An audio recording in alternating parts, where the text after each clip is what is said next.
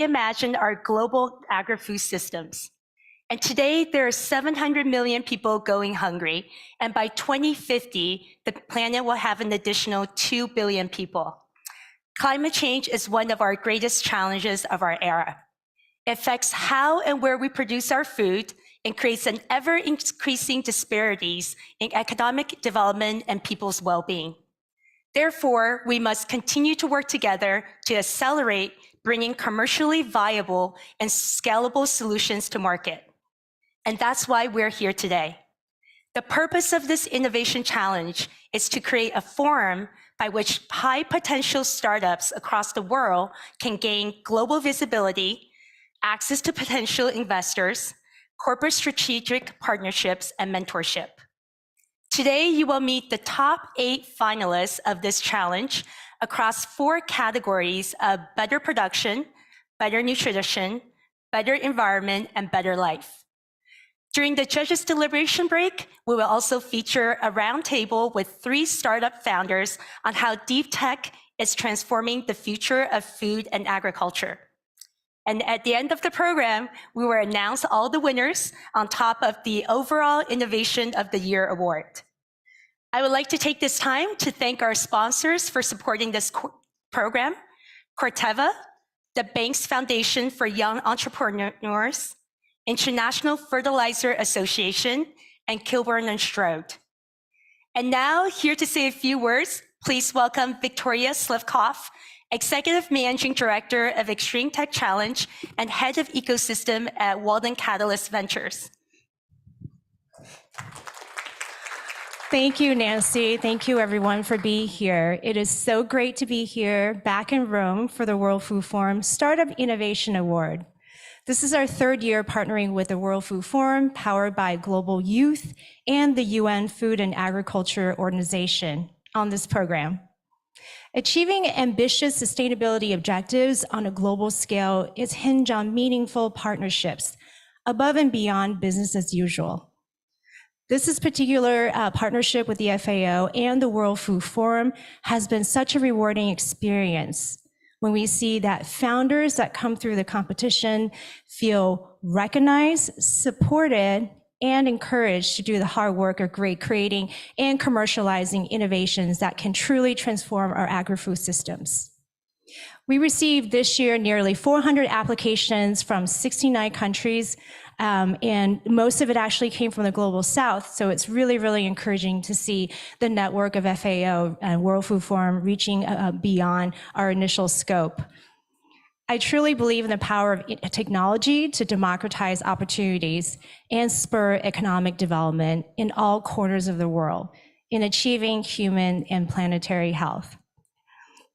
Well, I believe that innovation has no borders, and young people has a huge role to play in this innovation economy. World Food Forum and Extreme Tech Challenge communities are precisely about giving youth the space to explore their new ways of thinking and to support them in the development and scaling up of innovative ideas.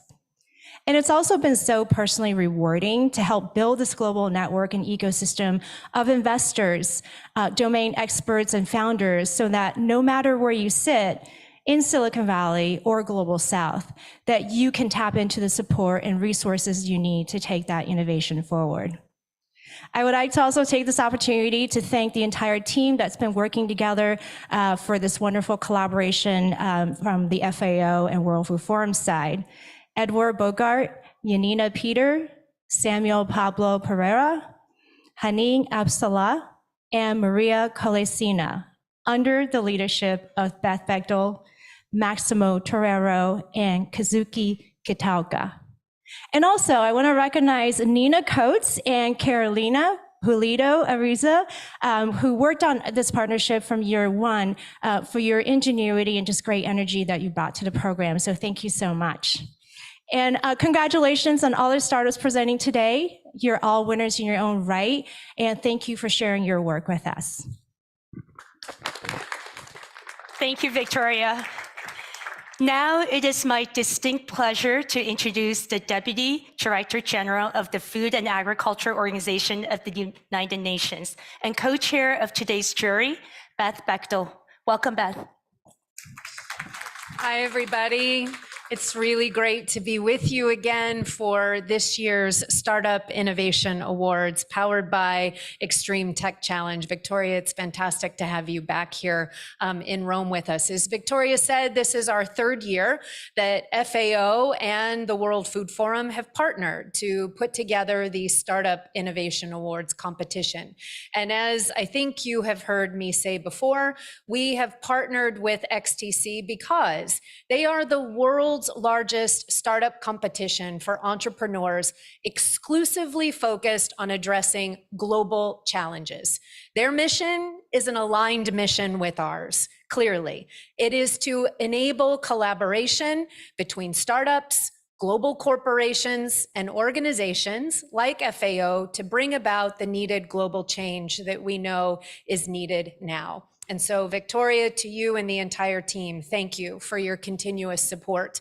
And together, we are promoting top innovators and entrepreneurs from across the world, especially, as Victoria just said, from the global south. This is a critical development in encouraging innovation, creativity, new ideas, new business models from, frankly, the countries where the need is the greatest. We can't continue to have this divide and this bridge of having one part of the world necessarily always being looked to support another. We have to build this from the ground up. And these innovators and entrepreneurs that we will see and hear from are game changers. They are coming up with solutions for a local problem, a regional problem, some even tackling global problems. And most importantly, and what I really love about hearing from their pitches, they are risk takers. And so what they are doing, I hope you realize this, I think you all do in this room, it takes courage, it takes tenacity, it takes grit, and it takes a lot of time and ingenuity. So today we're going to hear how this year's finalists are taking climate action really very seriously. How do they bring real solutions to the table as well to make healthy food accessible for all people across the world? And they know that it is a priority to make sure that the work that they are doing is focused on the achievement of the Sustainable Development Goals. And as you all know, here at FAO, we take special leadership and responsibility for SDG 2, Zero Hunger. So if you are familiar with FAO's work, you have heard us talk a lot about agri-food systems. Some channels, some spaces like to say food systems. We're the Food and Agriculture Organization of the UN, so we like including agra in front of that word food because it really means that we are looking at the entire food value chain, from production to harvest to processing to consumption. All of these spaces are a part of where you will find the solutions to deal with these big challenges. Natural resource depletion, market disruptions, dependency on a very few crops, the climate crises, conflicts, all of these things are demonstrating that our current agri-food systems are really quite fragile and in some places quite broken. And we really need to bring our full level of attention to this systems-wide approach to how we develop these solutions. And so let me stress that I believe that these are the kinds of individuals, the kinds of people who are taking this bigger way of thinking forward and really working to create new businesses, new approaches to how we work on this together. We know too that it takes everyone to try to contribute, to support, to invest, to underwrite, to be a part of building and bringing these solutions to action. For us, we know that a very important partner is the private sector. And the World Food Forum has really created, through this Innovation Awards process, the place and the space where we can bring private sector investors, private sector supporters to really help these entrepreneurs scale and demonstrate that there is proof in their ability to not only develop the innovation, but to also become a viable, productive, and profitable enterprise. And overall, we know that the event really does elevate the next generation of innovators and entrepreneurs to really take on these big challenges. So with that, I want to say congratulations to all of the startup finalists who we will be hearing from shortly. I know I speak for everyone that we are really excited to hear their pitches and the many ways that they are harnessing the power of technology to drive sustainable transformation of agri-food systems. And I have to say it one more time, even though I think it was already said, but for FAO, that means we are focused on better production, better nutrition, better environment, and a better life. So with that, I want to close here and turn the floor back over to our moderators. I know that we're all ready to meet the other judges, get them out here on stage, and get these pitches going, because there's a lot of exciting content that they're going to share with us. Thanks very much. Thank you. Thank you for those inspiring words, Beth. Now let's meet our jury members today. Bringing a VC perspective to our jury, I'm pleased to welcome Nicola Altre, partner at Walden Venture Catalyst, an early-stage deep tech fund with a focus on AI and data. Thank you. Good afternoon, everyone. My name is Nicolas Autré. I'm a partner with Walden Catalyst Ventures.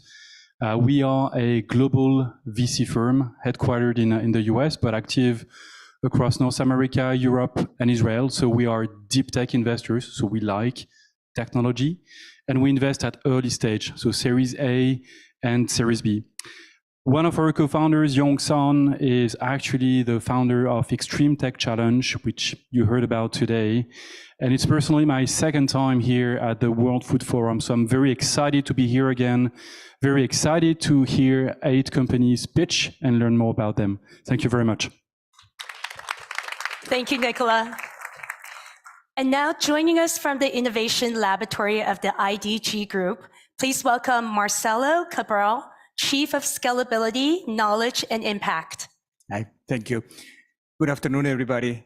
Marcelo Cabral. I come from the Inter-American Development Bank and work for the Innovation Lab there. The Innovation Lab has 30 years and it's built on 3 premises. And I think that they're going to be familiar to you. First of all, we think that development cannot happen without public-private collaboration. And when I talk about private, I'm talking about the value and the power of startups and investors working in that area. The second thing that intractable, new, and old problems cannot be solved without innovation. And this is important because we are pushing development institutions to take more risk and to embrace new ideas. And the third most important one for us is that we always need to look for impact, scalability, and knowledge. And that's the title that I have, but that's important to us because essentially the bar on scalability is coming as a more and more important premise for us. Super happy to be here and congratulations to all the finalists. I went through the list. I look at their business model and they're impressive. So congratulations. Thank you. Marcelo. And our next judge comes from the Food and Agriculture of the United Nations. Please welcome Karina Hawks, Director of the Division of Food Systems and Food Safety. Thank you. Good afternoon, everyone. My name is Dr. Karina Hawks. I'm a Director of the Division of Food Systems and Food Safety here at FAO. And I'm very excited to be here with a fantastic judging panel. I'm going to learn a lot. I'm looking forward to listening to the pitches. And the kind of innovation that I'm most interested in actually is how these kinds of innovations that we're going to be hearing about this afternoon fit into the system as a whole, and how they can actually have ripple effects across the whole agri-food system. And do they recognize all of the different interconnections that we see in the system? And actually thinking, acting, and working as a system is an innovation in and of itself. So that's what I'm going to be looking out for, and I look forward to hearing from you. Thank you. Thank you, Karina. And thank you, judges, for extending your time and expertise for joining our session today. Before we turn to the startup pitches, I want to extend our thank you to our evaluation committee and our semifinal judges for taking the time and dedication to help us elevate the deserving high potential startups poised to make a big impact. And now we begin the startup pitches. You will meet 2 startups per category. Kicking off with the first category, better production, The startups in this category are reimagining the ag and food supply chain at local, regional, and global levels. Please welcome to the stage Jiva Kusplani from GK Aqua, a sustainable prawn farming company from Malaysia.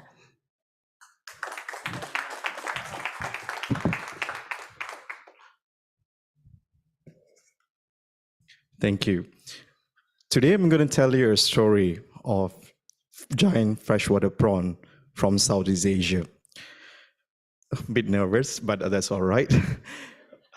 So the giant freshwater prawn used to be very famous in 1980s, but because of the production methodology and technology was not well developed, many farmers have switched to growing more lucrative shrimps, better known as venami. And the major primary problem in the freshwater prawns is the production system, which have more females than the male, with due respect. And we have invented a technology just to produce male prawns, which gives 3 times larger prawns, 3 times higher market price, 3 times faster growth, and 3 times higher yield. And this technology are leveraged on biotechnology, and we work largely on genetics and breeding, nutrition and health, and we extend the innovation to farmers in their communities. What is better known as Muga or Malaysian Udang-Galah Agripreneur, anyways, Udang-Galah is the name of local. Through this initiative, we partner with stakeholders like financial institutions, governments to provide the farmers land, financial aid, technology, and also to give them a guaranteed buyback. Through this innovation, every farmers through these programs are earning $1,500 to $2,000, which is beyond our B40 or bottom 40 poverty line. We also moved away from using marine ingredient, which is often known as fish meal in the aquaculture. By integrating the innovation with underutilized crops like Sesbania grandiflora, wheat insects, and the prawn, we have created a very good nutritional attributes for the freshwater prawn, going into sustainability as our main target. Putting all this context together in a circular economy, we have created a project called CREEP, which have started now with 50 hectares, where the farmers and the communities work together to produce sustainable seafood. Not only elevating food security, but this also elevates income security and drive economic development. As a company, we have expanded to also to regions like India, Bangladesh, Taiwan, Algeria, and some part of Latin America. As a company started in 2017, this year we have doubled our revenue from $0.6 million to $1.2 million. We have doubled our investment in R&D from $0.2 million to $0.4 million. Hope to do even at larger scale. That's our team, comes from a diverse background of biotechnology, engineering, legal, business, and finance. Together, we want to make a world a better place.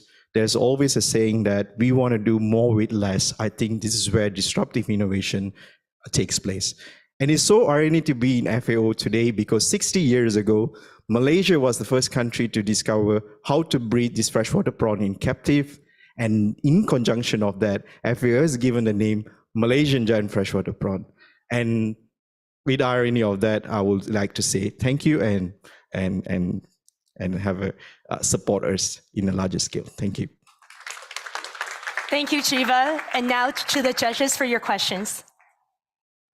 Happy to start. Great pitch. Thank you very much. Can you comment a bit on the background of your technology and intellectual property, how defensible it is? And maybe you'll also share some thoughts on any food safety process you're going through. Would be interesting to know. So the technology is revolutionized based on or leveraged on RNAi technology, where we do a gene silencing to the shrimps when they're very little in age. So thus, the RNAi is very unstable upon knocking down the gene in the male prawn to become female, and there is a very transient. So therefore, it's a very safe. And we don't sell the mother prawns to farmers. That's become a brood stocks, our proprietary, which stays in our hatchery to produce the all male stocks. And yeah, the technology being patented for proprietary. Thank you. And about food safety? Yeah, so what we sell is a perfectly normal male prawns for consumers. So there is no effect or any transient RNAi in the offsprings of the neo-female prawns. Tell us a little bit more about the market potential that you see for this this particular type of prawn beyond Malaysia. Give us a sense of that, and also, are others developing in other countries even similar types of technologies or products that you feel become competition for you? Okay, so I start with the competition. I think the world need more food, 7 billion to 9 billion. So we're happy that more technologies are developed in the area. The market size for freshwater prawn is $2 billion compared to shrimp is $40 billion. And I think it's, as the world moving more towards freshwater, this is my emphasis. Why? That's why I work largely from the time I graduated in freshwater aquaculture, because we have more rains coming down. We have a better production system. So moving away from marine to freshwater, and the species also is omnivorous. So they can be adaptable plant-based proteins. So it doesn't need to take the fish meal to feed the prawns, which is very inefficient in use. So I hope I answered your question. Can you elaborate on your go-to-market strategy? Are you selling direct? Are you using distributors? For Malaysia, we do the whole integration from the hatchery all the way to the farm, and we do a contract farming with the farmers, and we market the prawns, which we have a great demand, about 5,000 tons of freshwater prawn, which is 90% currently imported. For the global market, we work with local partners in India, Bangladesh. We establish a cooperation, we share our IP with them, and they market the technology together with us. Thanks for the pitch. This is under the better production category, but you also mentioned nutrition, you mentioned economic development, and you mentioned environment in your pitch. How critical do you see these other elements of trying to have multiple wins in this innovation? How do you see that being an opportunity for you from a market perspective, but also does it introduce any risks? So as a biotechnologist, worked in various organizations. My last position was with Crop for Future. We worked on underutilized crop. I think there's a serious demand to work in a multidisciplinary area rather than in silo, so that we can take and address the whole supply chain problem by tackling as a different part of the value chain, addressing the serious issue that starts from genetics, nutrition, socioeconomics, all the way to marketing. Yeah. Thank you. Thank you, judges. Now let's give a round of applause to GK Aqua.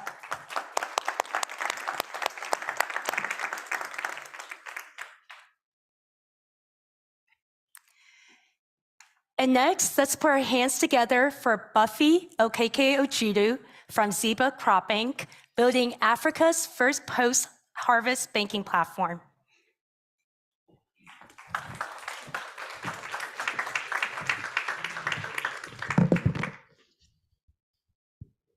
Hello, everyone. Morning. Pleased to be here. Wait, how does this work? There we go. 1.3 billion tons. 1.3 billion tons. That's how much food Africa loses every year to post-harvest spoilage.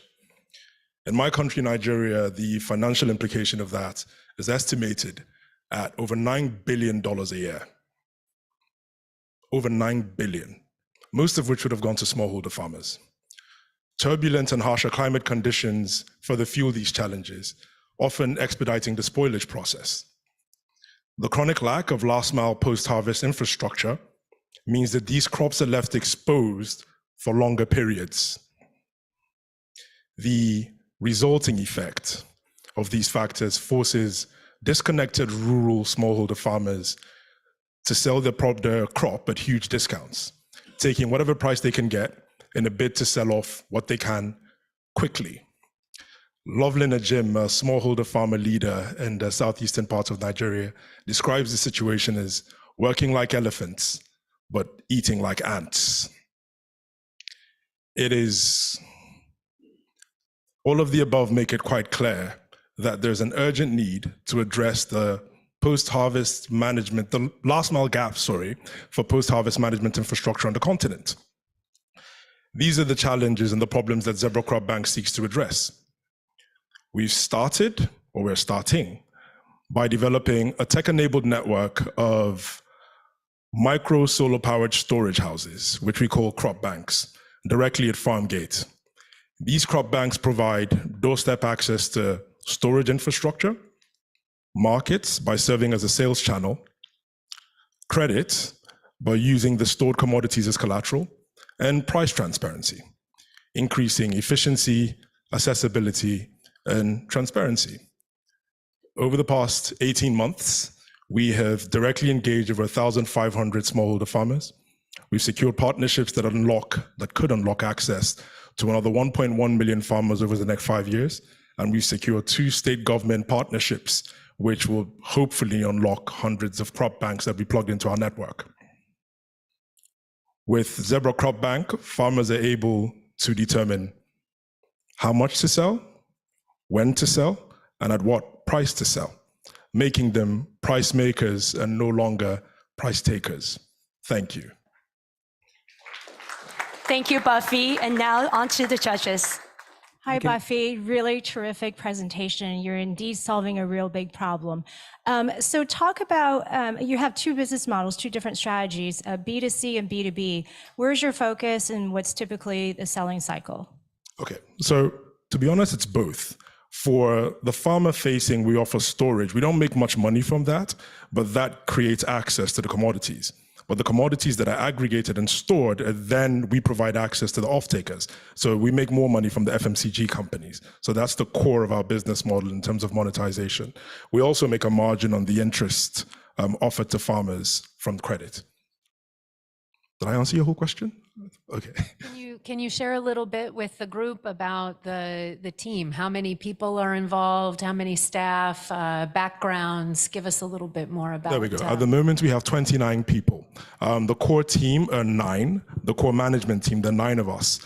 We have over 16 years of experience on the average for each individual from the core management team. I'm a 3rd generation agriculture entrepreneur myself. So I've been at this for a while. I'm over 12 years in agriculture. Our field staff make up the balance. Great presentation, and I think that's a problem that I think that traverses Africa to many other regions in the world. So what I want to ask you is about scalability. You have to finance infrastructure. Okay, so that's where it gets interesting. Have you finished your question? The question is, how do you plan to do that? Okay, so we're operating a shared economy model, which allows other organizations and governments plug in pre-existing storage units into our network. We can either build it for them or they build it themselves. So 2 state government partnerships we have now will see 150 crop banks built and plugged into our network. We hope that going forward, we won't have to build anything at all. At the moment, we've started building, but then we have other people plugging in very quickly, actually, which forms the basis of our race. So yeah. Let me do a follow-up. You talk about the McDonald's type of solution. Yes. And that means standardizing the franchise. Yes. Sometimes. Do you have plans to do that? Yes, we do. Over the past 18 months, we've been kind of working on standardizing, actually, which is why we didn't roll out the shared economy model very quickly. We wanted to sort of iron out all the kinks before we went into that fully. So we're just only going into that now. It's quite exciting, actually. Thank you. Yeah. Quick question on the micro storage. So you have these containers, I understand solar powered containers. Yes. Any other specific piece of technology that is part of this container to, I don't know, provide a proper storage to the crops, value them better? Yeah. So the retrofitted cargo containers using ambient aeration, so wall paneling, insulations, elevation, and storage in hermetic bags. So dry commodities have a different requirement, and then we're moving to perishable commodities next, and then to oil and dairy storage as well. And Buffy, how many crop banks do you have in existence right now, and how do you know your model's working? Okay, so we have 12. Of which 8 are functioning. The balance only just got plugged in recently. We have 45 more that we're planning to roll out between now and March next year, which are already existing. I think, thanks very much. I think you already answered one question I had about the different storage needs of different crops, but it sounds like you're dealing with a whole range of different crops with different facilities for different crops. That's correct, right? Yeah, so we've started with dry commodities at first. In Nigeria, for example, we produce over 30 million tons of grains and oilseeds per year. The total storage in the country is 1.8 million tons across every agricultural commodity, not just grains and oilseeds. So it's a huge gap for that one. And then we move from that to other commodities. So a couple of other things. First, do you know what impact it's had on the income of the farmers that you're dealing with? Yes, I do. On the average, 90%, interestingly, 60 Decibels, an impact assessment firm, did a 2-month-long study on our operations early in the year. And they found that over 90% of the farmers that we are engaged are utilizing a similar service for the first time. And they found that profits were about 90% more than before. Great, thank you. And just very briefly then, there's a lot of people wanting to reduce post-harvest. What makes you really different from all of those others? Okay, so people try and tech their way out of this. A lot in West Africa, you have a lot of tech solutions. The truth is there's an infrastructure gap. So we're building last mile infrastructure directly at farm gate, and we hope to have one in every single farming cluster. If we're able to create a system, an efficient system, then private sector, government, development institutions are able to then plug in into these communities. So what we're working on is a system, and so far it's working. So I asked you before about infrastructure. Now I'm going to switch to financial services. Sure. One of the value propositions that you're presenting is the idea of extending credit. Yes. How are you managing now to develop that? What's your plan for that? So it's third party. So we connect third party lenders to the farmers. What we are is an asset collateral manager, because the stored commodity is collateral and they can get 70% of the value of their stored commodity. So if they default, from day one, there's already a profit for the lender. Thank you. What kind of investment have you been able to secure thus far in advancing the company? Impact investment, we are just shy of $1 million that we've raised so far. We have $1 million in debt offer as well. So we're at our seed stage. Thank you for the great questions, judges. And thank you. Let's give it a round of applause to Zebra Crop Bank. And that wraps up our better production category. Moving on to the better nutrition category, the startups in this category focus on ending hunger, achieving food security, and improving nutrition in all its forms. To tell us about how to make refrigeration accessible to all, please welcome Deborah Gale from Kubox.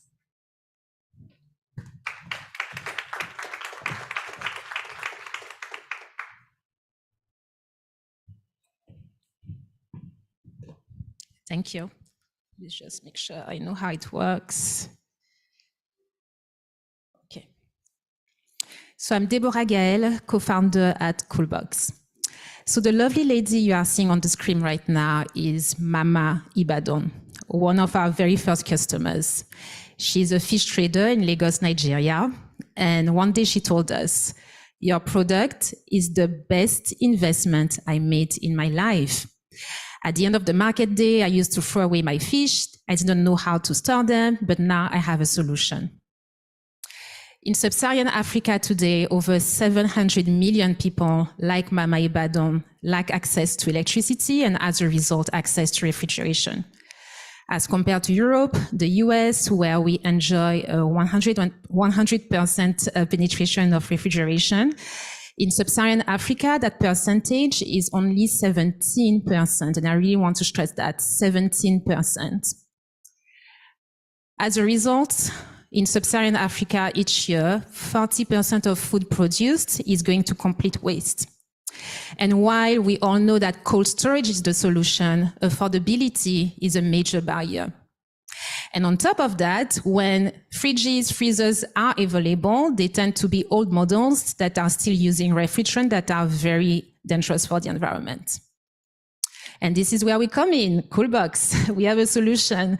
So we created a very innovative solution, a solar-powered solution, able to generate continuous refrigeration for up to 4 days even without electricity or very limited sunlight. So I'm sure you are wondering, what is the secret? How are we able to do that? Basically, we use a very unique property of water where we store energy in the form of ice rather than storing energy in the form of typical lithium batteries. But then the next question is, you can have the best innovation in the world. If people like Mama Ibadan cannot afford it, what's the point? Affordability is key. So to solve that problem, every single Coolbox system is integrated with IoT technology, the pay-as-you-go technology, enabling our customers to pay in really small installments on a daily, weekly, or monthly basis. So we have a very innovative product, affordable, but also eco-friendly. I'm really excited to tell you that as of now, we've been able to reduce GHG emission by over 38,000 metric tons. So now let's talk numbers.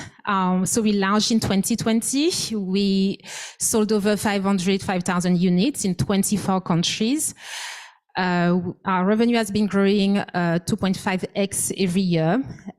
We operate primarily on a B2C model with an average gross margin of 65%. And our target customers today are SMEs, so small and medium businesses that use refrigeration for income generation. Danone, Orange Energy, B-Box, IFC, World Bank, some of our partners who believe in our mission to make refrigeration affordable and accessible to everyone. This is the cool team behind this great innovation with about 150 cool employees all over the world. So I'll just end my presentation here with one of my favorite pictures, Mama Ibadan Installation Day. As you can see, her friends were not really excited about the whole thing, but I guess Mama Ibadan was right. She's now enjoying zero food waste. She sells fresh fish, and she now has a very successful business. Thank you. Thank you, Deborah. And your questions, judges? Thanks a lot. So I guess with 17% penetration, I guess the market opportunity is huge. I guess my first question is, how do you explain, the traditional OEMs, Chinese vendors, Korean vendors, Samsung and others, why are they not trying to capture that huge market opportunity in Africa? Yeah, that's a very good question. Like you mentioned, the opportunity is already huge. So those kind of companies tend to focus on normal AC freezers because the opportunity is still there. So what we are bringing now is how to bring a green opportunity to sub-Saharan Africa. We do have customers in Asia, but most of our customers are in sub-Saharan Africa. So there's still a lot to do. The market size for solar refrigeration is still 3.1 billion, and it's expecting to increase by 10% every year. Hi, Deborah. Really great presentations. Congratulations. So you're putting a lot of hardware together to come together as a system. So how are you servicing the units in the field? Yeah, so that's a lot of work, a lot of work. So we operate on two business models. We have the B2B, B2C. B2B represents 30% of our total revenue today, and we use traditional B2B distributors. So they will add our products in their portfolio, and they will be responsible to push the product on their side. So we are not in charge. And then 70% of our revenue today comes from B2B sales, where we are directly in charge of sales to the end customers. And we are in charge of everything from A to Z. So distribution, maintenance, after-sales service, everything. That's why we have that strong team in Nigeria being our biggest market. And 60% of our team today in Nigeria are engineers, technicians in charge of all the logistic, maintenance, and after-sales service. We really want to make sure our customers are happy at all times. Thank you for the great presentation. Quick question. I'm intrigued about the possibilities of B2G, actually, to B2G, governments.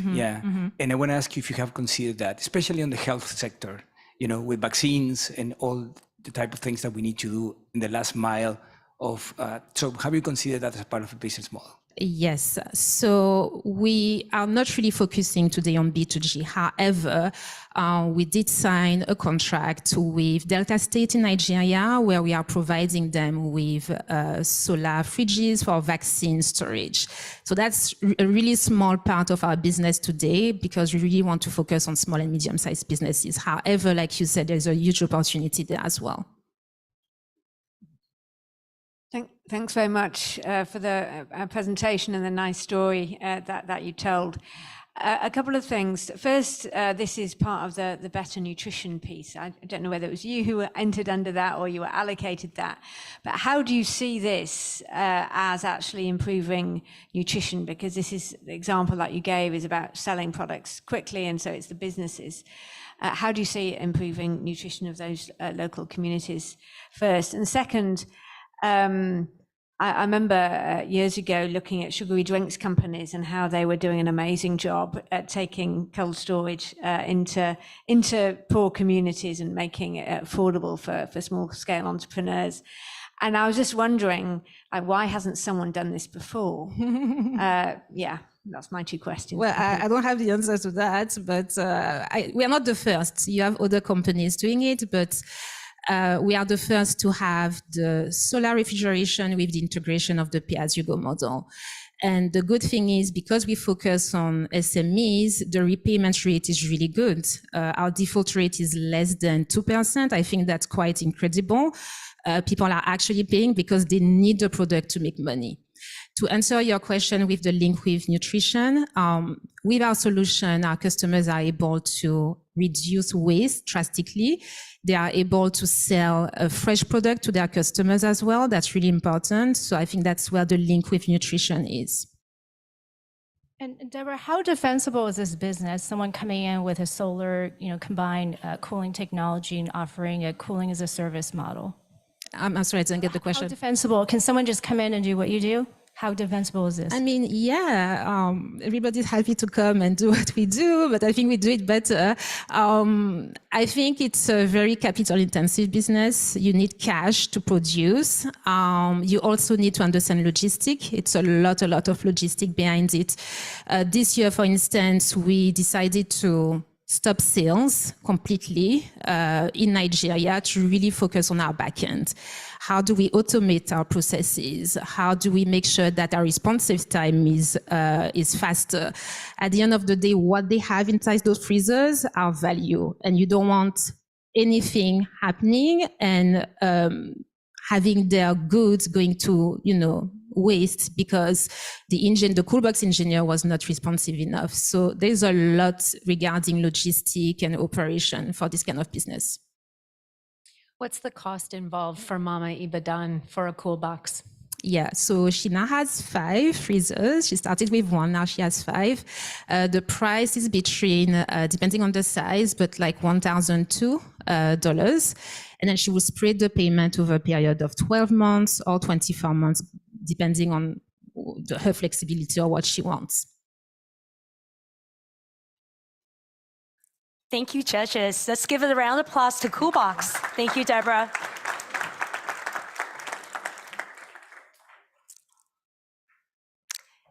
And next, presenter for the better nutrition category, is Sustainable Planet, protecting our planet with the plant proteins. Welcome to the stage, Susan Payne.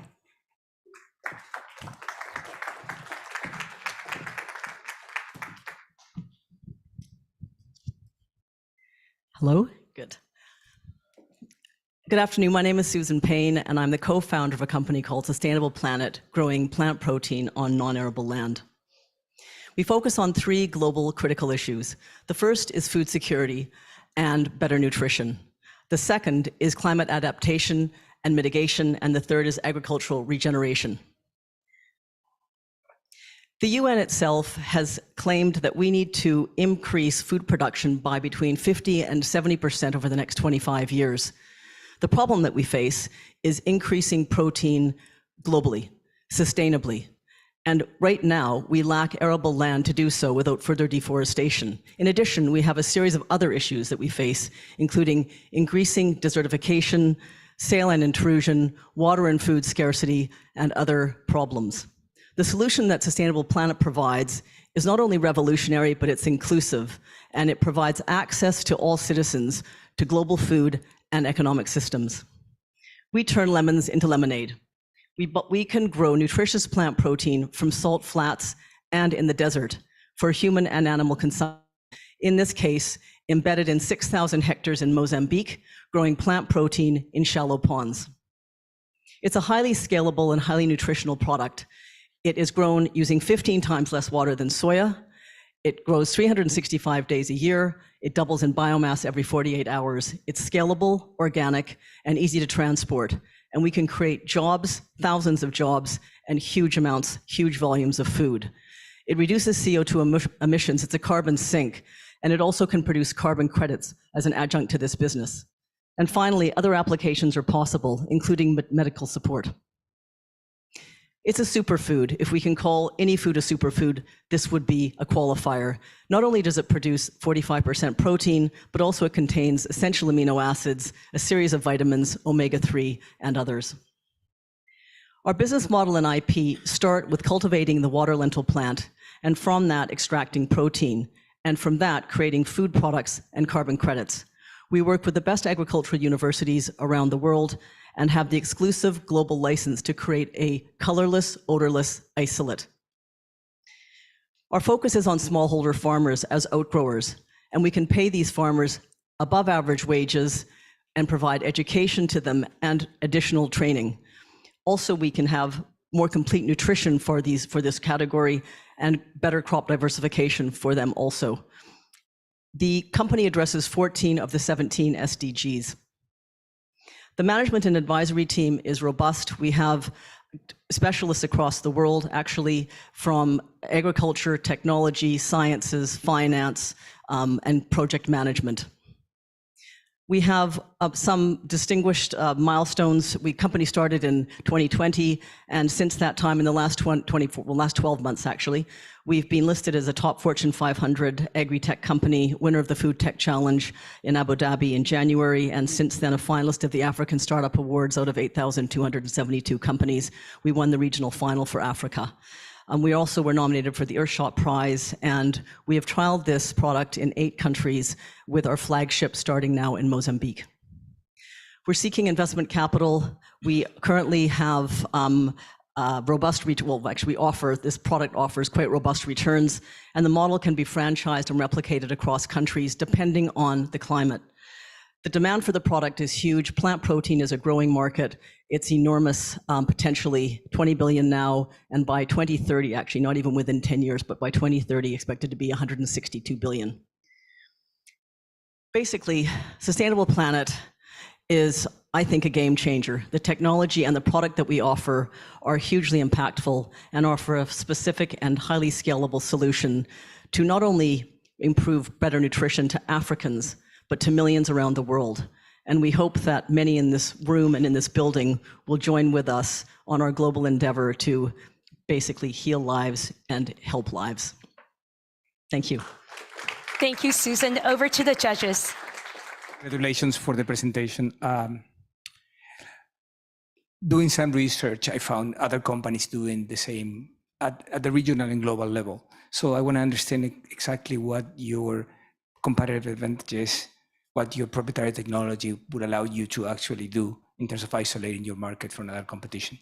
Okay, what we have that the other competition doesn't have is we have the patent, we have the isolate, we have the IP to create an isolate. So that alone is distinguishing for this company. The technology is very important for us to create products that are going to be very widely acceptable in sports drinks and protein pastas, etc.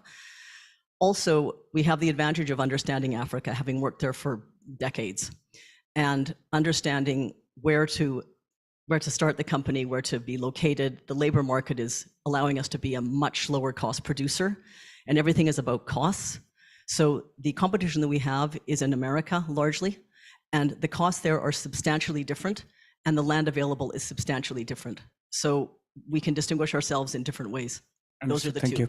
And as a continuation to that question, your core IP is based on license from a university, Yes, it right? is. So how robust is that in terms of long-term, and what is your plan of building additional moat around your specific advantage? Yeah, we have an exclusive global license with the University of Wageningen in Holland, which is the best in class for this product, for water lentils. We work very closely with them. We have an evergreen license with them, and we will pay royalties with them on an annual basis. That is a protected license. Thanks. Can you elaborate a bit more on how you plan to build production capacity at scale? What's sort of your go-to-market and supply chain strategy? Yeah, we basically, we have a focus right now in Mozambique, but we're looking at other countries as well.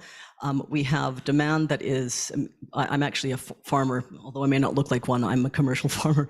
And we start with the market. The market, we're fielding demand inquiries globally, actually, that we cannot meet because we can't produce quickly enough. We have the ability now in Mozambique to spread and to develop into up to 6,000 hectares, which is vast.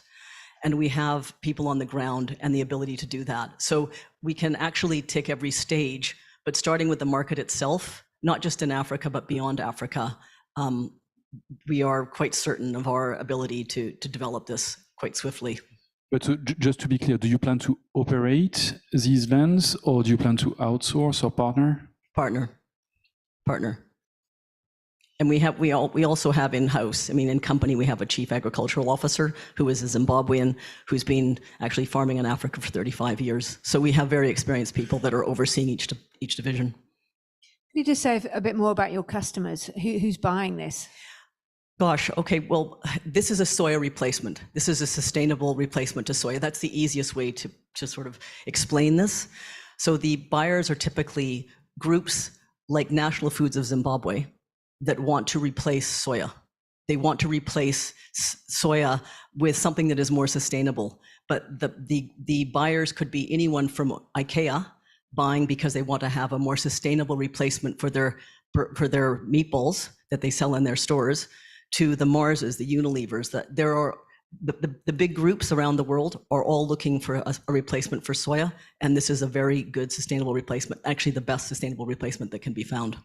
And as a replacement, how are you priced in terms of costs, compared to not just Africa-based solutions, but global solutions? Yeah, absolutely. We can match the soya price with volume production. So if we get to 200 hectares and above, which we expect to get to very swiftly, then we can match the soya price, which is $500 a ton. Bottom line is the alternatives now are soya and pea, and they both use arable land. This is the one that does not. And so if we can match their prices, which we can, and we can use so much less water, which we do, then I think it's a game changer. In this industry, the buyer decision is solely based on price, right? Yes, it's very strongly based on price. Although I think that people are becoming much more sensitive to sustainability. So buyers are becoming much more aware of where they buy from and where this comes from. So I think I'm a big believer in sports drinks. I drink a lot of sports shakes, and even in my grouping, I see, just in my own personal experience, there's a lot of attention to sustainability. Are the 8 countries that you're thinking about or have identified moving towards next all in Africa, or are some of these in other regions of the world? We're just opening an office in Abu Dhabi now. This is a product that grows in sand, so we can grow it in Iraq. Was one country that was raised from a humanitarian perspective, so it can be grown commercially and from both perspectives. But we've trialed it in Thailand very well. We've trialed it in UAE. We've trialed it in India, in different countries. But the bottom line is the climate has to have a certain quality, a fairly steady 27 degrees with some ups and downs. If the temperature is extremely high, we need to have shade cloth, which adds costs, but not much. So it's really looking for the optimal subtropical climate. And we know where those climates are. And they are heavily in Kenya, Tanzania, Mauritius. There's a whole series of countries that are perfect for this. Thank you, judges. Let's give a round of applause Thank to you. Sustainable Planet. That wraps up the first half of the pitch presentations. We will now take a break and have a presentation from the cultural team.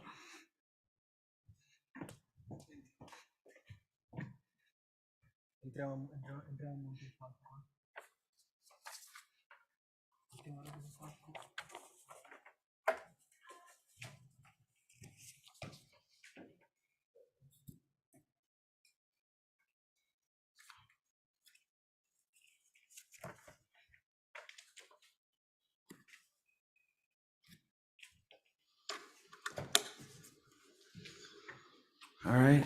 Hey everybody, and thank you so much for being here. This song I'm about to play, it's for the dreamers. It's about those that, have something, a vision for something, regardless of people that aren't coming along on the journey. It's important for you to stick to your intuition and to believe, the visions you were given. This is called Code of Many Colors. I'm wishing on a star, I'm praying to some God. I walked into a bar, life on cards, trying to restart.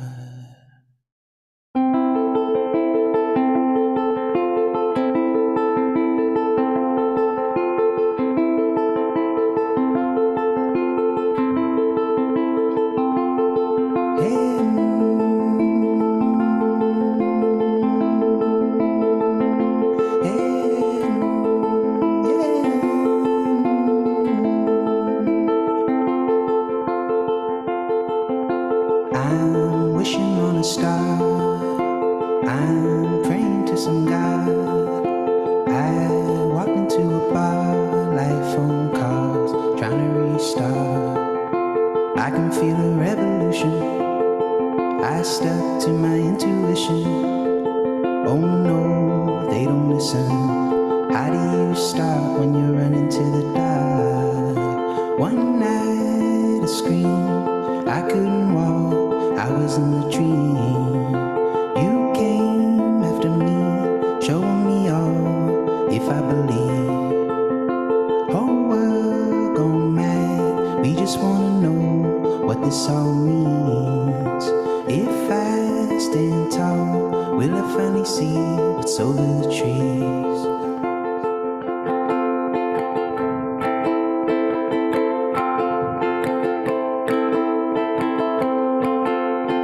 I'm wishing on a star, I'm praying to some God. I walked into a bar, life on cars, trying to restart. I can feel a revolution, I stuck to my intuition. Oh no, they don't listen. How do you start when you're running to the dark? One night a scream, I couldn't walk, I was in a dream.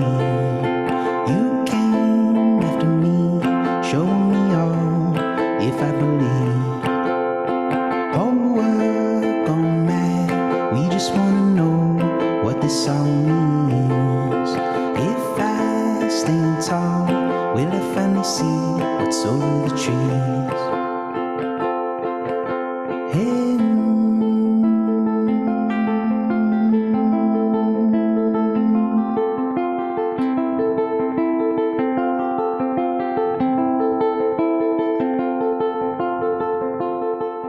Cause I'm wishing on a star, I'm praying to some God.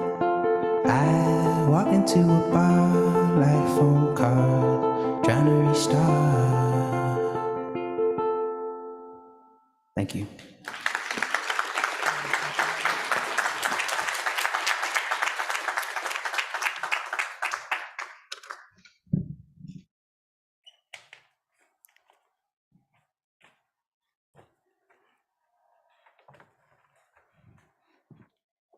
Thank you to the cultural team for the beautiful performance.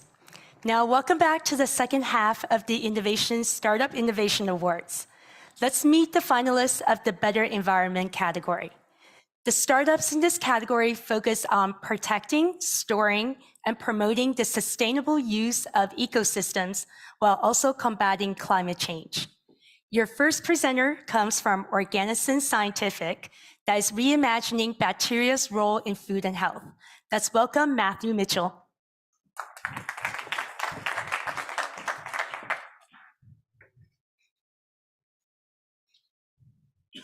Everybody, my name is Matthew Mitchell. I'm a medical student and co-founder of Organism Scientific. I'm here today because bacterial disease is projected to cause trillions in economic losses by 2050. It means the food you eat will become more expensive and less nutritious, the population will be more susceptible to illness, and our quality of life will decrease. Let me give you guys an example. Shrimp has gotten very popular over the last few decades, and it should come as no surprise because they're about as delicious as they are nutritious. But this increase in production has led to intensification, which means that these shrimp are now kept in worse conditions with less space.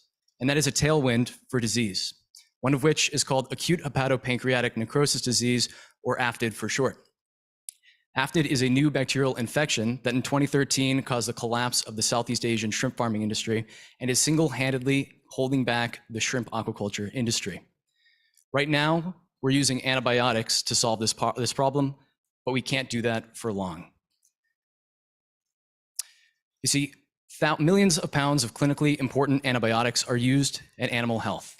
These antibiotics accumulate in the environment. They're toxic to animals, humans, and pollinators, and they contribute to the antibiotic resistance that we see in hospitals. And yet we need a disease-free food supply. And so we need a solution. So what if we could create something that could replace antibiotics, something that could fill the role, but without causing all of the environmental harm and the resistance? Well, fortunately, we don't need to create anything because bacteria already do. They produce antimicrobial proteins called bacteriocins, which are biodegradable and highly targeted, unlike antibiotics. That means that we can treat disease without fear of resistance. But there is a catch. While we don't have to create these proteins, we do have to find them.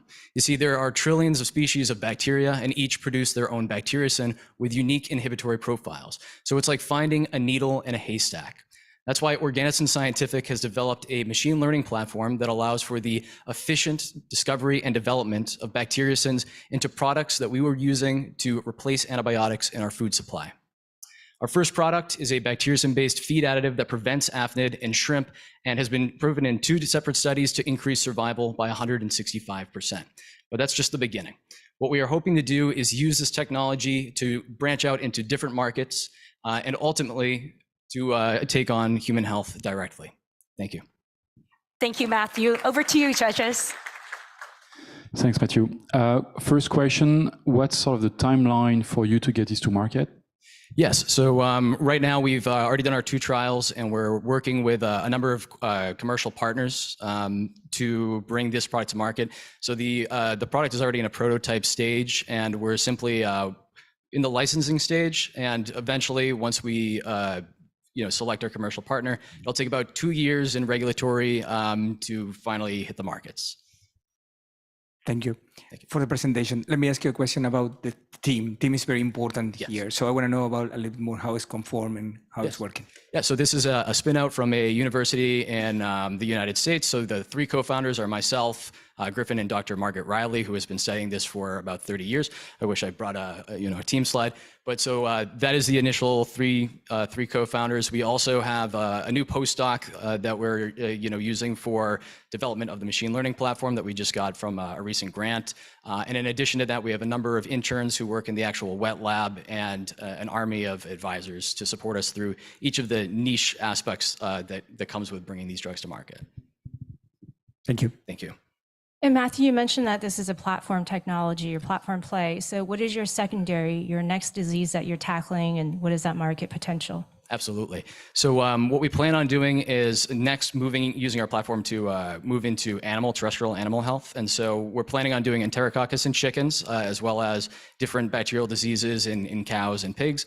But the good part about this platform technology is that since these proteins are specific to a given bacteria, you can also use products like the ones that we've already identified for shrimp and apply it across several other diseases that are caused by the same bacteria in aquaculture. And so that would be our next step, is moving to terrestrial agriculture. So I'm assuming that the incremental development costs would be minimized for an additional target market, right? Absolutely. Yeah, and that's what we're finding. Initially we actually started out in pursuing a product in oysters that was the same bacteria that we're using right now in shrimp.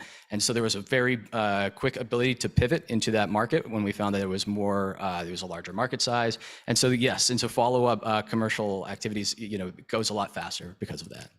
Thank you. How complex are you finding the national regulatory schemes and structures that would apply for this particular new product in the animal health, animal disease space? Absolutely. Yeah, so regulatory is, of course, a very big thing for us. And so we're finding that it is complex, but we actually bacteriocins specifically have a pretty fair regulatory process because they aren't, at least in this case with shrimp, they're not considered a veterinary drug. It's more of a feed additive that prevents disease. So we don't have to go through as lengthy regulatory process. And in addition to that, there are bacteriocins that have already been used for a couple of decades now, actually, in food safety. So, in packaging to prevent food spoilage. And so they're considered generally recognized as safe overall. And so they're generally speaking pretty, I shouldn't say an easy, no regulatory path is easy, but it could be a lot worse. Thank you. Remind us, IP situation, because I guess it's pretty tied to university. So where do you stand in IP? That's the first one. And second, maybe looking at your customers. So the benefit is less use of antibiotics. Have you measured, any form of ROI, so return on investment, through maybe less use, better yields, whatever? Yes, absolutely. So I'll talk about the IP first. So we did spin out of a university. However, we don't license anything from the university. We actually have the intellectual property is entirely ours. We have a patent on the discovery process as well as a patent on the this product in shrimp specifically. And there is also, of course, a lot of opportunities for subsequent IP because of things like production vectors and different formulations and what have you. And so there's a very high opportunity for increasing our IP as well. And then in terms of for the actual farmer, the impact that it has on them. So what we're finding is, so this aphnid, this disease, it causes close to 100% mortality in an affected pond. It's truly devastating to a pond. And so what farmers are finding, they can't use antibiotics right now because the US and the EU are the biggest importers of shrimp, and we do residue testing for antibiotics. And so a lot of farmers are moving away, which is leaving them susceptible in terms of the survival of their crops. And so what we're finding in terms of ROI, our product is actually quite cheap to produce, and because of the fact that you can use very small amounts of it to gain this increase in survival. We see very, very large ROIs because the bulk of the farmers' revenue comes in their shrimp. And if we're increasing the survival by, up to 165%, in some cases, doubling the amount of shrimp that survive, then they get very substantial ROIs. And then Matthew, remind us if you're going to market with just pure licensing, or you don't plan on operating, right? Right. Yeah. So this first product, what we're planning on doing is, and what we're in the process of doing right now, is licensing the IP, and we would collect royalties or somewhat of a hybrid model where we would get, payment for the COGS essentially, as well as a small royalty over that. And we're still exploring that with our partner. However, we'd like to think of it as a sliding scale. So initially, because of our limited capabilities, we're an early stage company. We're going the licensing route. However, in the future, what we would like to do is actually sell directly. But in the meantime, because we don't have, say, marketing and commercial, and the ability to actually deliver these products to a customer and a brand, that's why we're going the licensing route. Thank you. Thank you, judges. Let's give a round of applause to Organison Scientific. The next presenter in the Better Environment category is Weave Air, building the first solution that drives insights from predictive software, satellite, drone, and IoT platforms to address climate risks.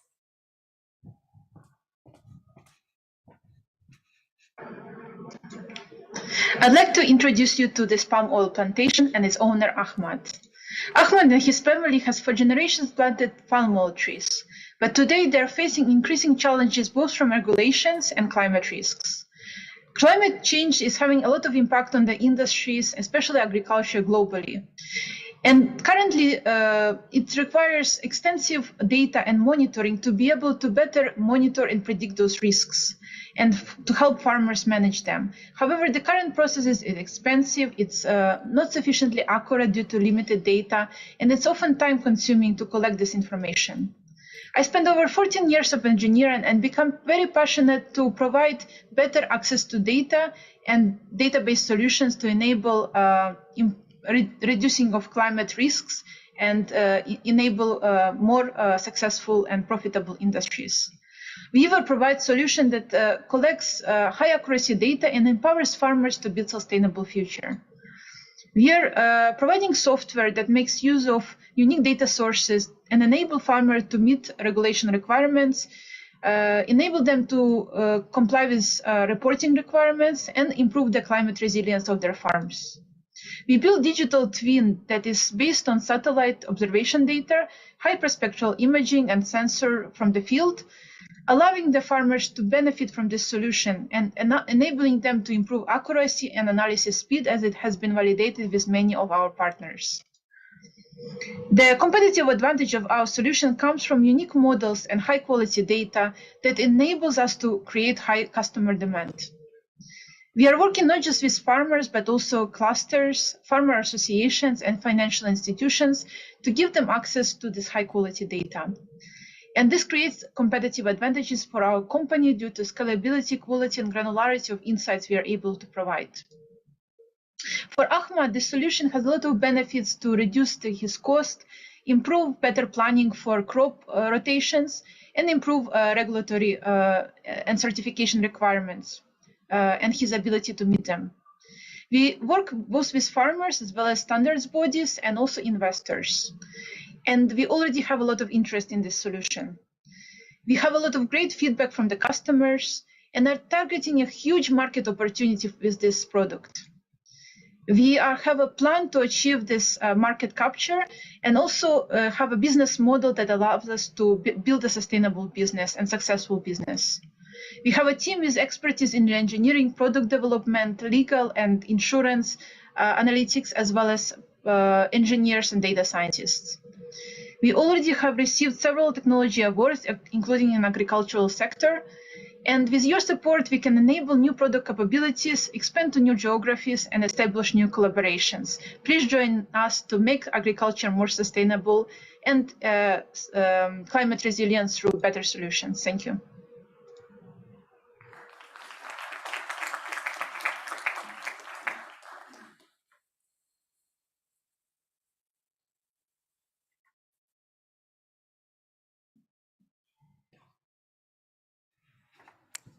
Hi, Natalia. Can you hear us?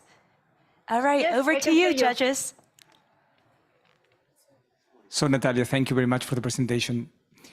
Can you elaborate a little bit more about the comparative advantage that you have vis-a-vis other companies? We see a lot of companies coming with ideas. And the second question I have for you right away is the cost of acquisition of the operational infrastructure. That is to say, satellite access and other things that you need in order to integrate your service.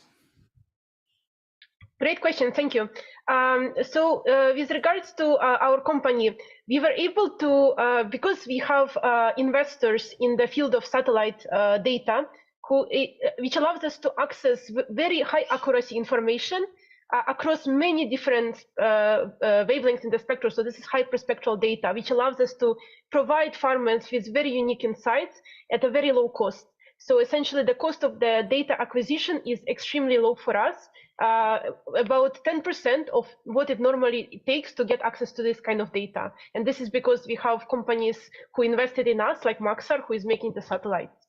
With respect to our solution, so just to clarify, your first question was about... It's about differentiation in the market. You showed a slide there, but it was very quick. So I want to understand a little bit better what you're going with. Sure. Happy to clarify. So our differentiation based on our feedback from many different customers and partners who choose us compared to other competitors is the ability to provide high scalability data. So they are able to track many different metrics that they otherwise don't have access to and do it in continuous way. So because of our advantage of having very advanced models that we develop to analyze data faster and our access to very high accuracy data on sub-meter resolution, we are able to ensure that we can track both the emissions, climate risks, and operational factors that is critical for the farmers, as well as the investors who invest into those operations. Great, thank you. So this creates a lot of advantage. Yeah. Thank you very much.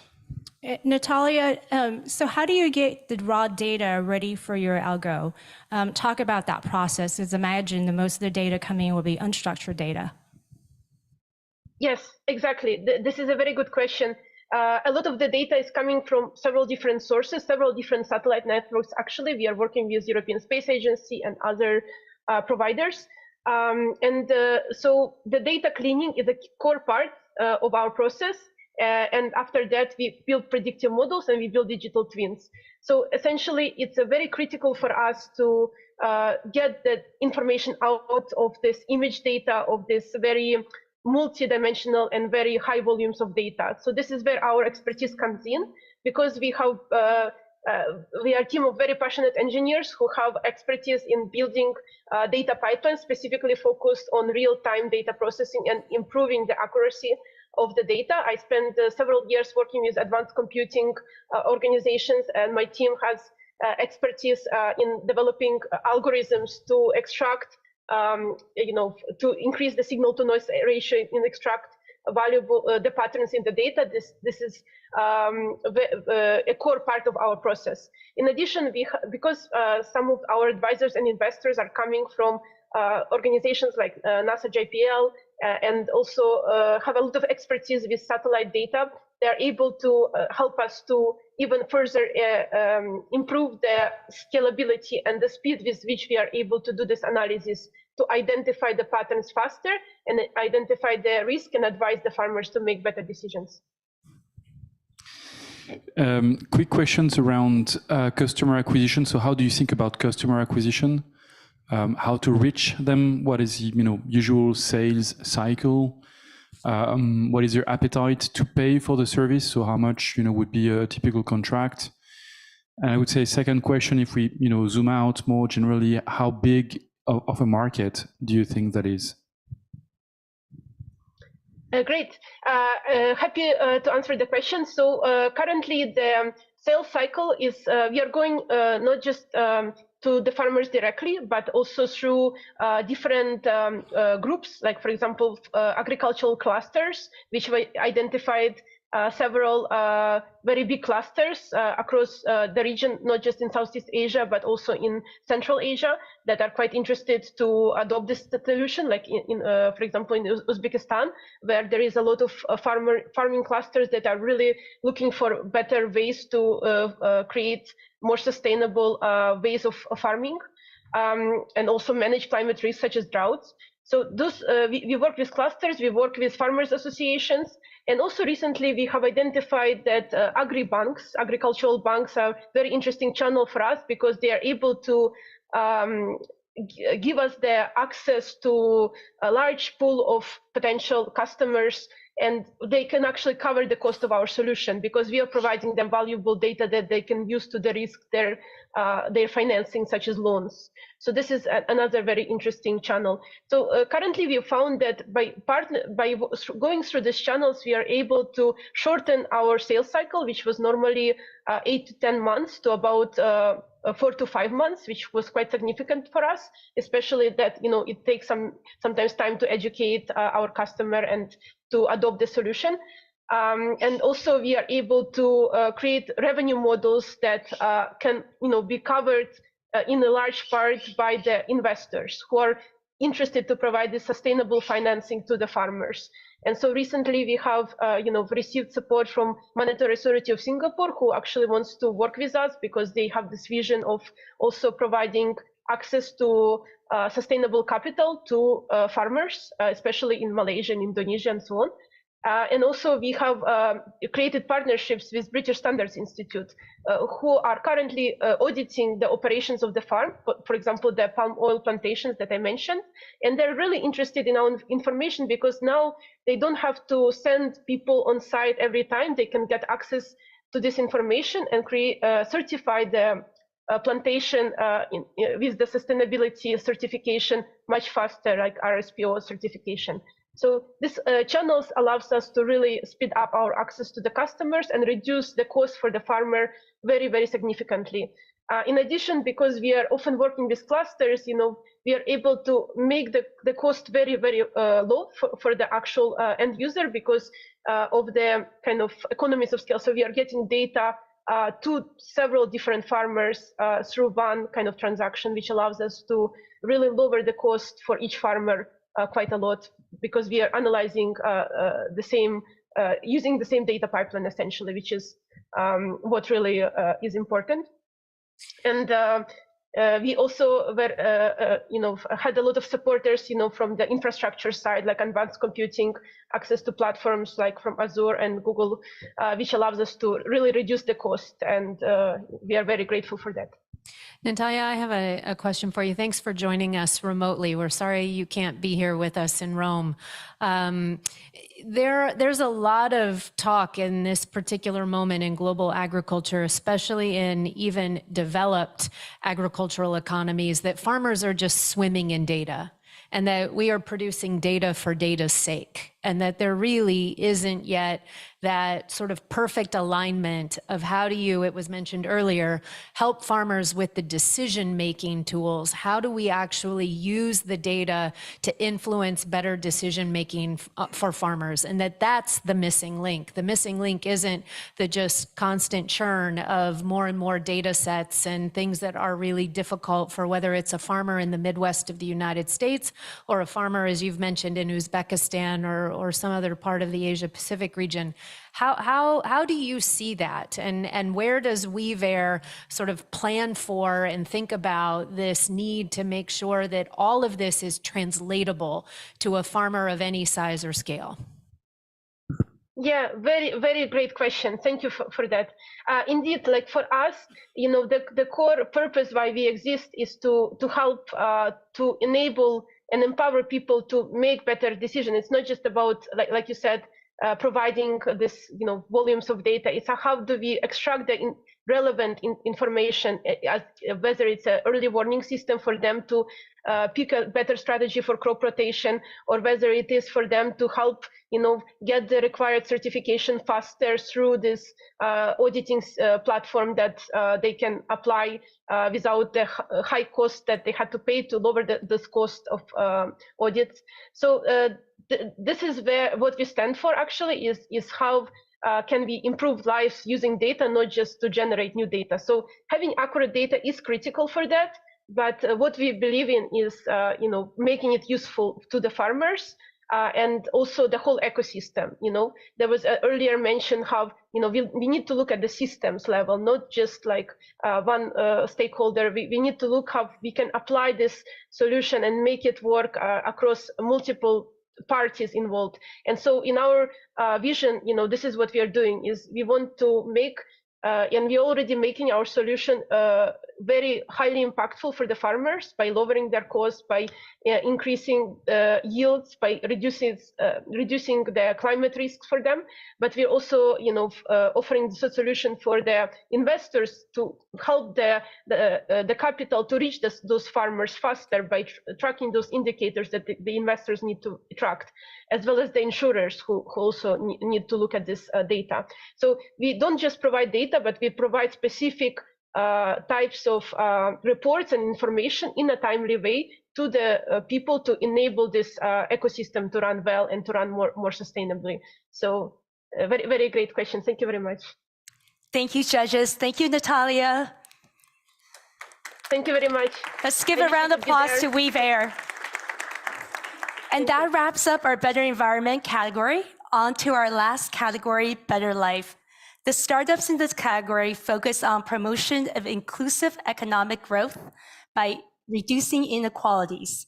Let's welcome our first presenter, Jacob Mena of CropScan, growing more with less through technology.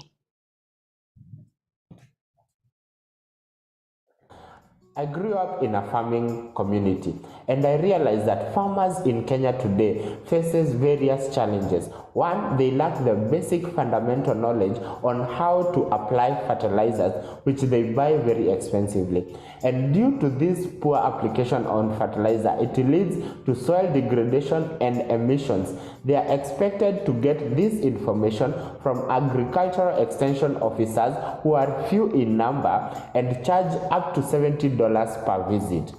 After extensive research, my team and I were able to come up with a device, a solar-powered device that is able to scan any crop leaf and determine the following: the nutrient level deficiencies and advice on the type of fertilizer to be applied and the quantity.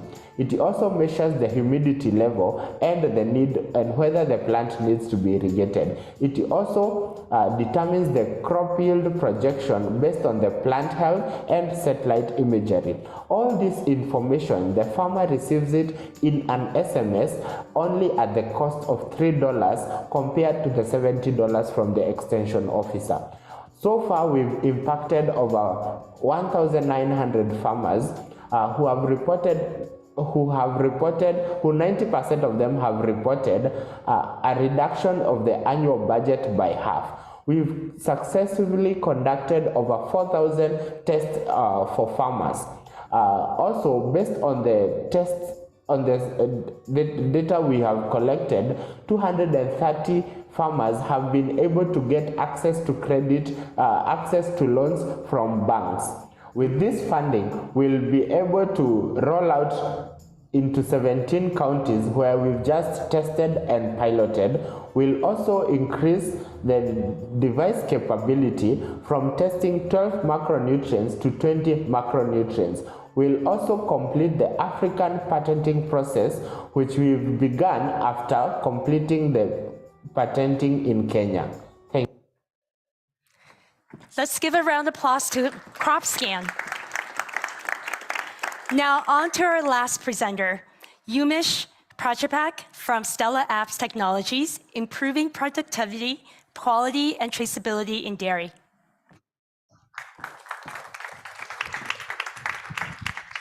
Hi, good afternoon, everyone. So we have saved best for the last. Let's get into it. I'm Umesh Prajapat, representing Stella Apps. I want to introduce you to Geeta, a small-scale dairy farmer in India. She earns less than $2 a day, struggles with poor yield. She doesn't have access to basic farm services. She lacks access to financial services.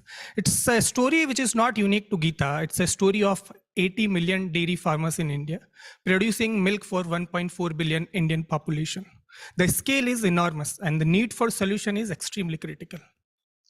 Traditionally, farmers like Geeta, they go to a collection center, pour their milk. From there, the milk goes to a chilling center. From there, it goes to a processing plant. But the chain is broken. It lacks transparency for the farmer.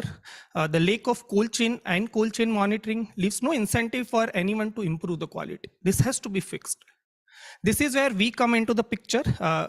We have built the most comprehensive food value chain platform to solve the problem for largest crop on the planet, milk. Our platform starts with technology stack. We have received 3 patents for our innovation. We deploy tech across the supply chain, farm, collection centers, and chilling center. All of this helps us to improve the productivity at the farm, trace the milk across the supply chain, hence improve the quality of milk. The second component of our platform is input and advisory services. We work with major manufacturers and provide right nutrition to the farmers, hence helping improve productivity right at the farm. Lastly, our tech stack our platform has a financial services piece. We work with banks, financial institutions, and we extend loans and insurance services to the farmers. All the money directly goes into farmers' bank account and hence brings more transparency. Farmer has easy access to capital. They can grow their farm size. And all of these are easily available to all the farmers right at their village through our network of extension centers and right at their mobile application. This has helped us transform Geeta's life. We were able to increase her income by 23 times. This is one of the case study. On an average, we have doubled the farmer's income in less than 2 years. As of now, we work with more than 50,000 farmers across 1,600 villages in India. We procure 250,000 liters of milk on a daily basis. Our tech stack has been deployed in 41,000 villages in India, and we work with more than 3.5 million dairy farmers. We are founded by passionate entrepreneurs. There are 3 co-founders. Given that there is a comprehensive platform, we have individual dedicated business head from cross-payment, from banking, financial services, input, marketing, all of the industries. We are backed by a global set of investors. So far, we have raised $35 million in investment. As of now, we are doing $70 million in revenue. We are planning to reach, to take it to $300 million in revenue in next 36 months. We were profitable in the last quarter of last financial year. We are in the process of raising our Series C. So that's it from my side. Thank you very much for giving us this opportunity. A special thanks to the organizing team for hosting such a wonderful event. Thank you very much. Thank you, Umesh. Over to you, judges.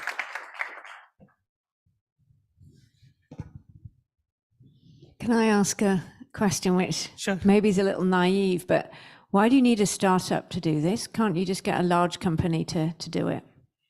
The dairy bit? Yes, like what is it about it that requires someone like you as opposed to just a large company to get in? See, dairy in India, it's been around 40 years since we have solved the quantitative sufficiency problem. The milk is being aggregated from the villages, it is reaching to the consumer. There are two problems which are not solved. One, nobody is focusing on improving the livelihood of the farmer. Second, nobody is focusing on improving and monitoring the quality of milk.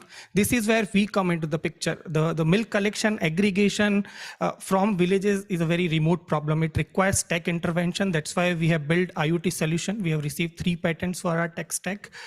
So all of this has allowed us to give a lot of services to the farmer, which traditional dairy processors were not doing. They were just collecting the milk, buying the milk, paying the money to the farmer in cash, and they were focusing on acquiring consumer on the urban side. This is where we come into the picture. We build a tech stack, we build a service network, we provide all the services to the farmer. We use the data in a very innovative way. Just to give you one example, all the milk pouring, quantity, quality, attendance data, we use it to assess creditworthiness of the farmer. The farmers who are a thin file for a bank now has become a thick file. We are providing that data to the financial institution and they are taking a credit risk assessment based on our data. This is where the innovation comes into the picture. This is something which we think a traditional dairy processor are not doing, and this is why we are needed. I hope that answers your question. Yeah, thank you. Just a quick follow-up. I use the word quality. So it's a word that can be applied to different things. Are you talking about safety, or what aspects of quality are you talking about? Yeah, so the basic problem is a quality assessment at the farm itself. When a farmer is selling the milk, traditionally the quality assessment is not done. It's a standard rate irrespective of the quality of milk, which is basically fat, SNF, which is a protein content. We have developed a technology which allows to assess the quality of milk right at the farm. That's where the quality problem one. The second is monitoring the cold chain infrastructure. You are aggregating milk from there are 6 lakh villages in India. You are essentially aggregating milk from there. How do you monitor the milk quality across the supply chain? Is it chilled properly or not? You're supposed to chill milk at 4 degrees Celsius. How do you know whether it is chilled at 4 degrees Celsius or not? The electricity infrastructure is very poor, especially in these remote areas. How do you know when the electricity goes off? Are you chilling? Are you using a diesel generator at the right time to chill the milk or not? Those are the 2 big problems which we see: assessing the quality of the milk and monitoring and ensuring that the milk which reaches to a consumer is of the highest quality. That's what we mean by quality. Thanks, Umesh. A couple of questions. The first one, how do you grow the number of farmers joining the platform? So that's one. 2 is, how do you monetize? So I would assume a mix of monetization through farmers, monetization with your partners as well, I guess, and potential lenders. And 3, India is obviously a huge market on its own. Do you have plans to grow beyond India and other geographies? Yeah. Can you repeat, sorry, the first question? First is, how do you bring more farmers to the platform? 2 is, how do you monetize? And 3 is, geographic expansion plans, if any? Sure. So the first part, in terms, I'll respond to the second question first, which will cover the first as well. We have 4 revenue stream. 85% of our revenue comes from the milk. We sell it to companies like Hindustan Unilever, who procure a lot of milk, but the milk they procure is not assured in terms of quality. There is no traceability into it. So we procure milk from the farmers directly. That's one way of onboarding the farmer. The second revenue stream, we sell the tech stack to other dairy processors. The dairy processor are free to, basically they can pay us and buy the technology. It's like Amazon selling their AWS service to other companies. The third thing is we sell inputs to the farmer. There's a margin for us. For the financial services, there is a margin for us. Right now, how do we acquire more farmer? First, we buy milk. So we set up our extension point in villages across India. So there are more and more farmer comes to our extension point, sell their milk. The second, the dairies who are buying our tech stack, they already have a network of farmers. So all of those farmers suddenly comes on our platform. That's why you see our own set of farmers from whom we are buying. There are 50,000 such farmers. There are 3.5 million farmers who are onboarded on our tech stack because we are selling it to other dairy processors. Coming to the last part of it, we think India is very big market. There are 600 million liters of milk being produced on a daily basis. Only 20-25% of it is into organized. As of now, we will stay focused on only in Indian market, trying to solve it at a slightly larger scale. We are just scratching the surface in terms of the acquisition which we have done so far. And Umesh, you mentioned that you raised 30 million. Who did you raise from? Just give me a sec. So we have raised from Bill and Melinda Gates Foundation. That was in 2018. Recently, we closed a round in 2021. IDH FarmFit is one of the investors. Nutrico, who is an animal nutrition provider, is one of our investors. There is a Qualcomm and ABB, who are a strategic investor supplying technology to us. Then there is Bloom, Venture Highway, BNext, Celesta, and yeah, I think I've covered Omnivore. I think I've covered all of them. Yeah. How many employees are there currently? And could you describe a little bit about the skill sets and the types of backgrounds or experiences that they generally have in the company? Yeah, so the scale is quite huge for us. As of now, we have 850 people in our company. Most of them are field force. Some of them specialize in setting up the supply chain. They onboard farmers. We buy milk from the farmers. We transport it to chilling center. Chilling center has to be managed. That's one part of the team. Then there is a second team who manages all the IoT deployment, which we do. We deploy IoT solution at the farm, at the collection center, at the chilling center. If there is any maintenance requirement, which there is, and there is a sense of urgency, there is a large team focusing on solving it. We have roughly around 100 people on the R&D side who continuously work on the tech side. We have received 3 patents, as I mentioned, four more in the progress. Yeah, and then we have on the financial services side, we have team who specialize in giving loans, recovery, managing that part of the business. We have people who work with manufacturers, input manufacturers, onboard the product, and then push it to the farmer. Thank you, judges. Thank you, Umesh. Let's give another round of applause for Stella Apps Technologies. So there we did it. That's all the presentations we have today. So once again, congratulations to all the founders today. Your work is truly inspiring to all of us. And now, while the judges deliberate, we will have a panel discussion on AI is transforming the food and agriculture. Hello, everybody. My name is Patrick Effer. I am the Deputy Director General of the International Fertilizer Association. The association represents plant nutrition solutions providers globally, with almost 500 members in about 80 countries. Our mission is to feed the world sustainably.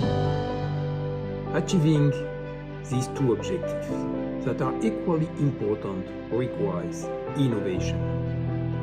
Innovation at fertilizer production level and innovation at fertilizer use level. It can be done internally or in partnership with academia and actual research. But another venue the fertilizer industry is increasingly interested in is developing links with the agtech startup ecosystem. In this connection, we organize a conference on plant nutrition, innovation, and technologies, which features a large number of agtech startups with promising solutions. And we organize startup showcases. The final of our last showcase was in May of this year, where we recognized startups with solutions for Africa.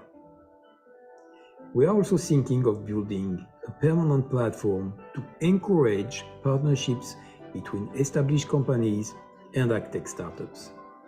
By supporting the World Food Forum's Startup Innovation Awards, we contribute to the urgent need of stimulating more innovation in the agtech space, because we simply need to move fast for more sustainable agricultural and food systems. Thank you. Gibbon & Strode is a European firm of intellectual property attorneys. We help innovators achieve commercial value from their technologies and more generally from their creativity. Now, commercial value is important because It is only if innovation is widely used and adopted that societal impact and real change can be achieved. It will be innovation that will provide solutions to the current big global challenges, climate change, new pandemics, the quest for sustainable human activities. We must therefore support young startups and young innovators so that they can deliver the responses that we all need. To them we say, if you have a new idea, if you have a new product, and if this can make a real change, protect it so that it can grow and we can all benefit from it. So that we at Kilbonestrode can do more of what we love to do, we need to invest back into the innovation pipeline. That's why we are here today as proud supporters of the World Food Forum. We are in deep synergy with the ambitions of the WFF, and we have been extremely honored to seal this through a sponsorship. We now look forward to the apical moment of all of these efforts, which will be the finals in October at the FAO headquarters in Rome.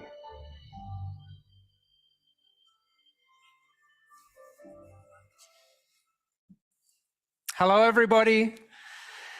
That was a fantastic pitch, I think. The pitches that we heard were all amazing. I just want to say a quick word that anyone here who was watching and was thinking, I'd like to be part of this, I just want to commend all the people who made their pitches. Your stories were excellent. I worked with some of the people that you heard, and they did a fantastic job. So hopefully it was easy to understand. The ideas are so dense and incredible. But thank you so much for your work. It was great. So my job here during this event is to give us an indication of what is happening in the future.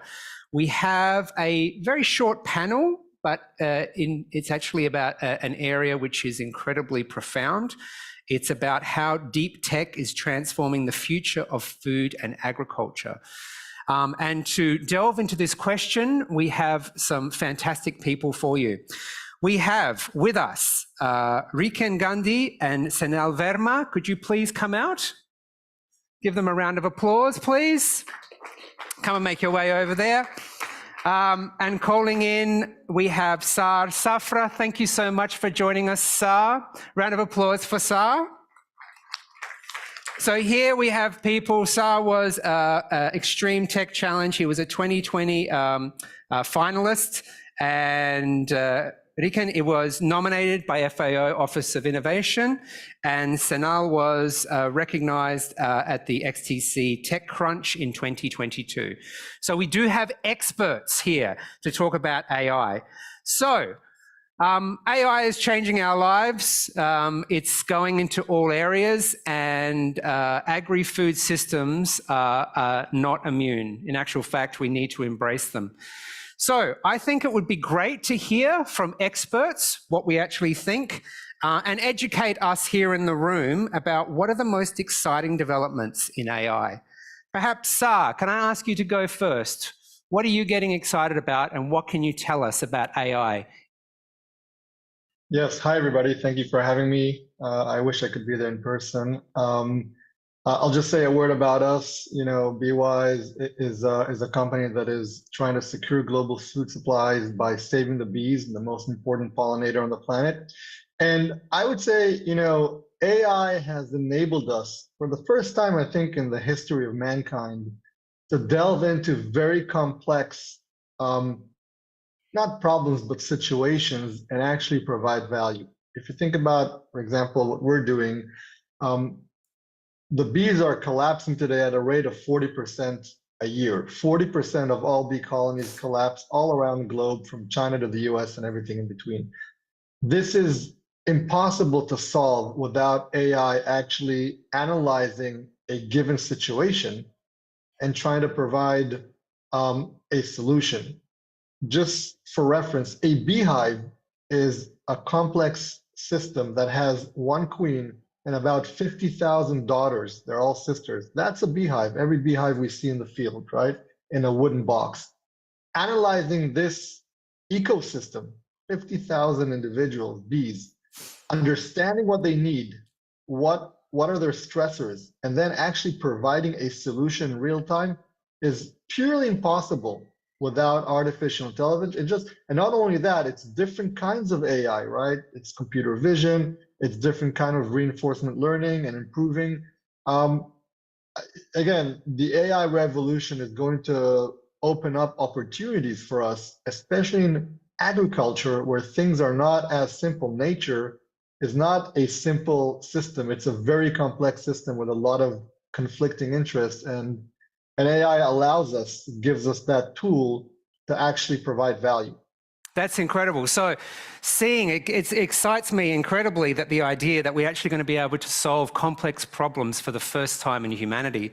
Can I please ask the technical team, can I have my timer up so I make sure that we stick to our time? Rikin, could you be able to answer or elaborate on that? Is that something that you think that we can do from your experience? Are there complex systems that we're going to be able to solve using AI?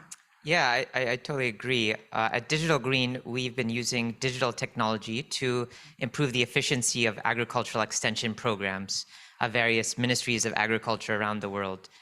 We've mainly focused on using videos by and for farmers to share improved practices and technologies more efficiently. And what AI is enabling us to do is to put that locally produced local language content into large language models and making it queryable over platforms like WhatsApp and Telegram, where an extension agent or a farmer can just ask a question and get their issues triaged right on the spot, and they can give feedback on demand to make these models more tailored to their needs and interests. That's amazing. I think that's the thing that's definitely happened in my understanding. As a mathematician, I've been across AI for a long time, but the fact that the language models has really been the thing that's punched through. And I'm really excited, I'm really heartened the fact that that's helping with communication. Communication is such a huge key. Sanal, would you be able to add some more to that? Is that something from your experience, or is there more that you can see that can happen? Yes, no, totally. I completely agree with what Rikin and Sar had mentioned. And what we are doing with using AI is essentially at NH. Creating digital twin of freshwater ecosystem. Sounds too heavy, but it's essentially making the invisible visible. And with AI, you can now see how these complex ecosystems are interconnected, what's happening. And something, there was one of the points that came out, there's so much of data that the farmers or say the end users is being overloaded with, but AI can really help simplify it. As Rikin mentioned, you have now NLP and ChatGPT and other models where the farmers or any user for that matter could just ask a question. So it's about just how you design that product in a way that it is more holistic and systemic and with the end user in focus, with the potential to evolve. So I think that's the beauty of AI. Yeah, fantastic. And I love the fact that I'm hearing that it's actually people focused.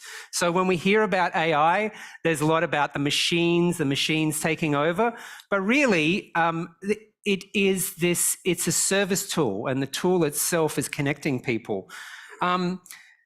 Thinking about ChatGPT and those types of platforms, Sar, can you see how other companies in your sector can take on board these really fast developments? Yes, remember that the underlying models of these AI are pretty much similar. Again, when we use AI, we write an application that's relevant for the pollinators on the planet, but the underlying models, the algorithms are existing models like TensorFlow and language models. They're pretty much similar and widely used for different type of applications. ChatGPT is one application. Think about it this way, right? And it was asked in one of the previous panels, I think there was a really good question, how does all that data help a farmer? One of the questions was asked. And I think that AI allows us, capturing the data exists. It's in nature, it's in a beehive, it's in water, it's there. Capturing the data, we have tools, we have had tools for that for a while. AI allows us to convert that data, A, into information, and B, into actions. And like you said, it gives us people the ability to take the precise action in the precise time to create value. So ChatGPT, we look at it as a chat bot, but really think about it, it's the same thing. You give it a question, it takes data from the whole web and spits back something that is very relevant for us to do something. Maybe a poem that you can, tell your partner or whatnot. And so And so same idea, different application, and then very powerful tool for people to use, right? It's not here to replace us yet, but it's a very powerful tool for us to use and help nature undo a little bit of all the things we've been doing to it in the last 20, 30, 50 years. Oh, I like the fact that you say it's not to replace us yet. I'm hoping that will never happen, but we're going to stay in charge. I think what I'll do as well, I'll just say, just because we're waiting for our judges, I think we're just going to keep talking until we get kicked off. I think this conversation is actually really important, really fascinating. I am getting to know you all in your areas, and I'm going to throw some questions to you. Rikin, what I find really interesting from my experience in AI is that there are researchers trying to understand what AI already knows. So with these really complex systems, could you maybe give us an idea? So if you're giving us an idea of how these systems, what sorts of things do you expect that AI is going to be able to provide for the agri-food sector? So today, if you go to ChatGPT, as many of you probably have, you can get generic answers to your generic questions. But of course, agriculture is a very location-specific and time-specific type of vocation and enterprise. And so what we found as being the power is not just to use ChatGPT out of the box, but to create content and data at a very local ecosystem and community level. And it's really important that these communities also are compensated for the data that they contribute to training up these language models, not just one time, but also whenever these models are being used in the form of royalties. But that's where you get maximum return for these farmers. It's not the generic Wikipedia type of answer, but when it's an answer related to perhaps a white fly in a chili crop, I want to know the remedy that is relevant in my local vicinity, not of the global norm. That is fascinating. I love the fact that AI, this is the sort of exciting thing and the unknown thing that I wanted to hear. The fact is that I come from Australia, and in the West, we are data rich. And really, we've got data on us that goes back for decades, if not centuries. And I think in the developing world, there is a poverty of data, and we all know that. I love the fact that data is something that can actually be accelerated. We can close the gap on that using AI, which I think is a wonderful thing. Sanal, are you able to speak more of that from being someone who's working closely? Yeah, adding on to Rikin's point, that's totally true, because location-specific models and like downscaling them and seeing what works specifically in that region, like what might work in, say, one part in India might not work in East Africa. It wouldn't. So that's where AI brings these insights. But it's not just the end user who's receiving these services, but we're also taking insights from them. That's where the data that we're collecting from them and creating an access to for them, but at the same time creating these new mechanisms, how they benefit from that data that they are generating, and complementing something that we've seen in our experience working with fish farmers, freshwater fish farmers, is that they have a lot of traditional and community insights, which is a hidden knowledge. When you overlay that with the nature's own intelligence by studying ecosystem and put AI in that, then that's a superpower product. And that is something where we are rethinking how our food systems look like, how water systems look like, say for bees. How would that work? Like you have insights coming from bees, but also from beekeepers, like say if there's a disease. So those are things which I think AI has now been helping us compute and bring invisibility. Yeah. That's fascinating. And I also see an opportunity there for really positive behavior change as well. Because if this technology is helping, especially people, smallholder farmers, is actually helping them, and it gives them incentive to actually be part of it, but also we can implement sustainable systems, which I think is incredibly important. Yeah, especially in light of climate change, because now their traditional knowledges, we basically, with the power of tech, you can enable them to become more resilient in light of climate change with weather disruptions, because what might have worked, say, 50, 20 years back, now with the changing climate is not happening. So they need more information and insight to help them and us to combine their insights with these new age tools. So AI really was needed, and it's good that it's here. So we should be embracing it. I'm going to have a quick check to see how we're going, if we can keep talking. No, we cannot. So AI speaks for itself. So if you want to hear more, just put into an AI search engine and you can hear the rest of the debate. But look, thank you so much, Sar. Thank you so much for joining us. Our heart goes out to you. Please be safe. To people here, thank you so much. Please give them a round of applause and thank them for their time. And I will hand back to Nancy. Thank you so much, everybody.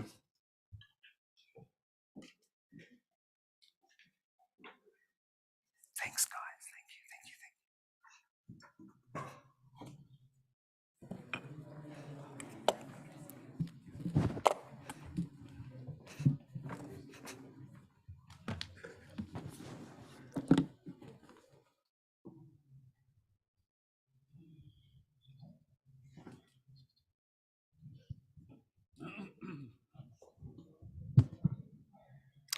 Welcome back, jury members and startup founders.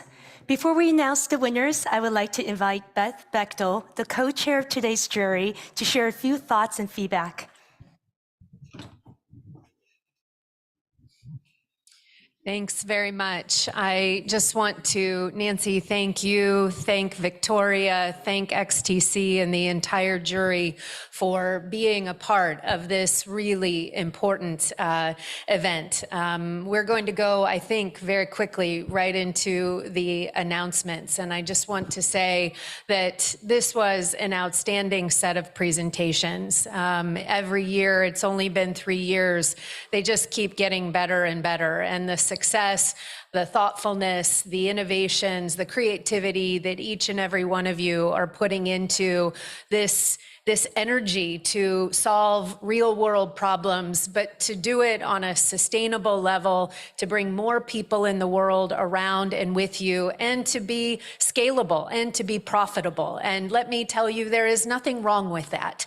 There are oftentimes, I think, discussions that happen in these multilateral settings that we talk about doing things for good, but doing things for good also means that there needs to be a profit oftentimes motivator, especially for farmers, We need to see them be productive and we need to see them be profitable. So thank you to all of you for your inputs and for your really dedicated commitment and passion that you've done. Are we ready to move to the awards? Ready. Because I've got the first one that I'm ready to give out. And these beautiful pieces are waiting right here that we're— I can hold it for you. Yeah, because we're going to get fingerprints all over these if we start handling them too much. So I get the distinct honor of presenting the award for better production. And I'd like to ask Zebra Crop Bank to come up from Nigeria. I'll just say very quickly, this was a very close one for us, as many of them were, but congratulations very much. Let me give this, present it officially to you. I'll put the microphone down for just—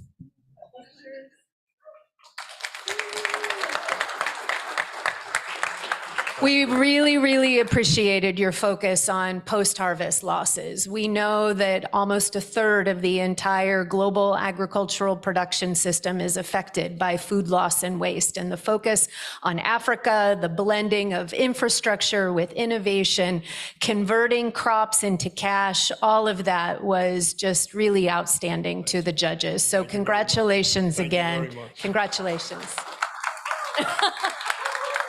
Thank you, Beth. And next, we have the winner announcement for Better Nutrition, and we'll welcome Nicolas Altre. Thanks a lot. So we had two great companies, Sustainable Planet and Coolbox, Suzanne and Deborah coming to pitch today. Congratulations, you did a fantastic job. It was a very tough call, very close call. We had a bit of a debate, but we had to make a choice. So Sustainable Planet, Suzanne is our great winner today for this category, Better Nutrition. Congratulations.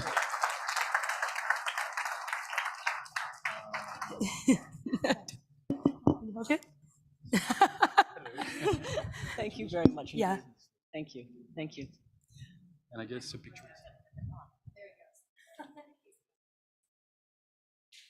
Congratulations again. Can I say one thing? Yes. Can I say one thing? I have to just say one thing. I'm sorry to interrupt, but it is very humbling to be in this office in this building where my father worked 30 years ago and where I was raised in Rome, going to school here. It really is wonderful to be back at the FAO. Thank you very much. Thank you. Thank you. And please welcome Marcelo Cabral to do us the honor to announce Better Environment winner. So, two great companies, great conversation. We went with Organic and Scientific as a winner. Congratulations, Matthew. I'm gonna take your mic.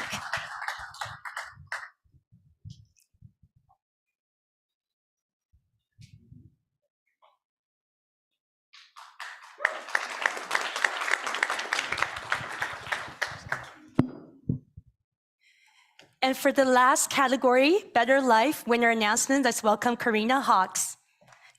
Thank you. Thank you. So we were looking at CropScan and Stellapps, very different, very impressive.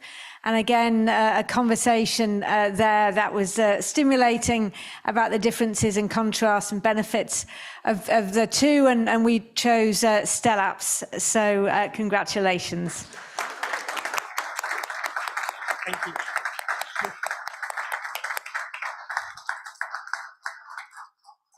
And we were very impressed because you thought of everything all the way along. So that's what really impressed us. Thank you. Thank you. And for the title of the World Food Forum Innovation of the Year Award, please welcome Victoria Slickoff. Thank you. What an amazing session with entrepreneurs really working hard to address global agri-food systems. Very, very difficult decision, but everybody's a winner that you all won a spot on the stage to amplify your effort and reaching everybody wide and far to help you on your journey. So with that said, the innovation of the war goes to, well, I'll say why, is because this company is addressing a $1 trillion market, $1 trillion problem, and to his words, allowing farmers to be market makers and not market takers. So enhancing economic development and enhancing human and planetary health. So Buffy, come up here from Crop Bank.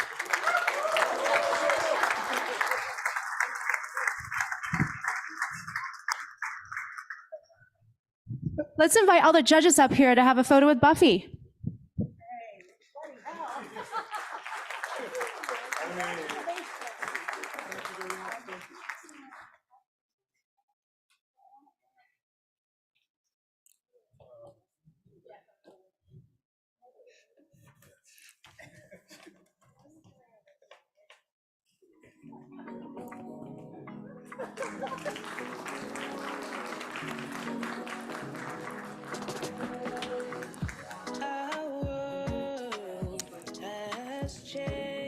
Do you want to say a few words? Wow. Like, wow. This is awesome. I honestly didn't plan to win overall.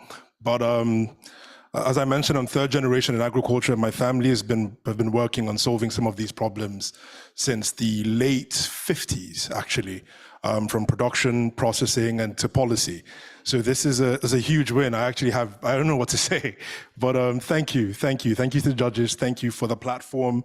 Thank you for the visibility. And this is validation for a very new idea. Thank you very much. Thank you again. Thank you. Anyway, let me invite all the finalists today on stage for the grand photo. Let's do that.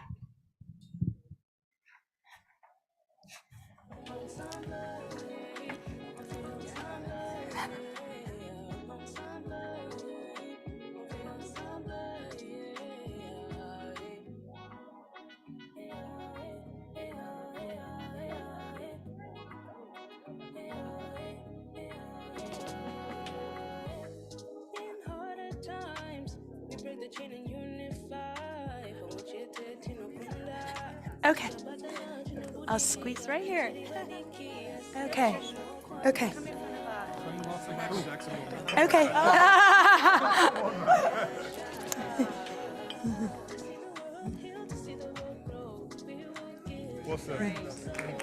Thank you. Congrats.